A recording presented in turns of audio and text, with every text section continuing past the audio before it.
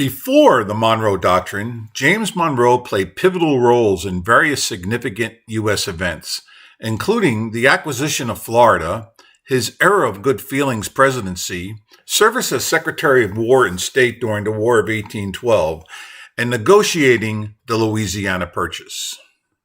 It is, however, Monroe's military service as a Revolutionary War officer and an Articles of Confederation congressman that establishes him as the last founding father U.S. president of the United States of America.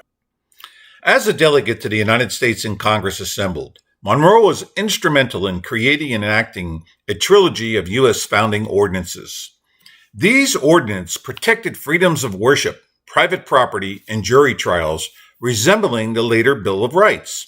They also established laws to admit new federal territorial settlements as future states on an equal footing with existing states while creating a mechanism for funding public education.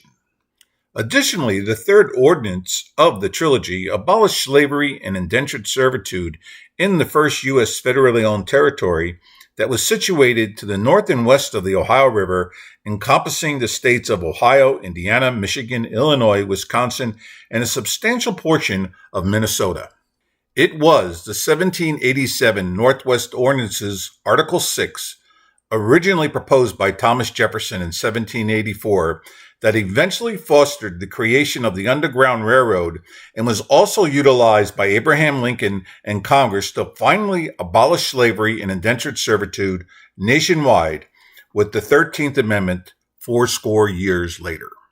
In the realm of governance, Monroe's 1786 draft of the Northwest Ordinance assigned executive, legislative, and judicial powers over the territory to 5 federal officials, bearing a resemblance to a proto-administrative state. Despite its historical significance, Monroe's Northwest Ordinance territorial governance plan continues to be overlooked in discussions concerning the constitutional legitimacy of administrative law. In conjunction with the 1784-1787 trilogy of ordinances, James Monroe, serving as a congressman under the Articles of Confederation, chaired the committee responsible for issuing ship's papers for the inaugural U.S. trade mission to China in 1784. Additionally, as a Revolutionary War hero, Monroe played a crucial role in the unanimous vote by the United States in Congress assembled to arrest and prosecute Captain Henry Carberry for his involvement in inciting the military mutiny against Congress at Independence Hall on June 21, 1783.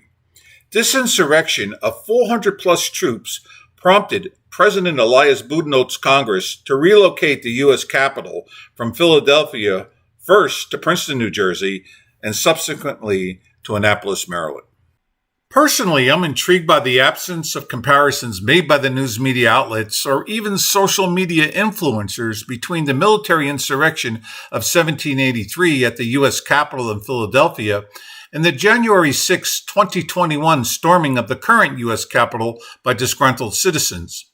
It is interesting to note the insurrection of 1783 played a pivotal role in the creation of legislation that would lead to the establishment of the District of Columbia.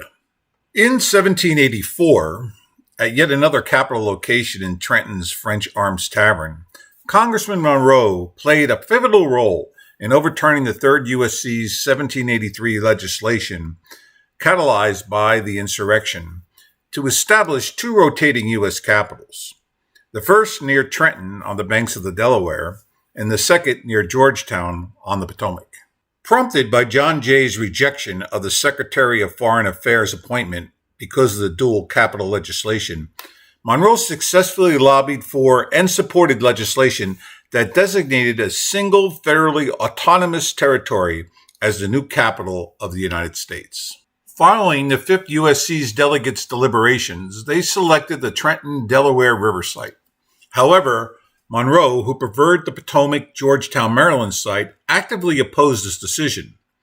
Despite Monroe's proposal to establish a temporary seat of government at Georgetown during the construction of the new capital, the motion failed, and New York was ultimately chosen.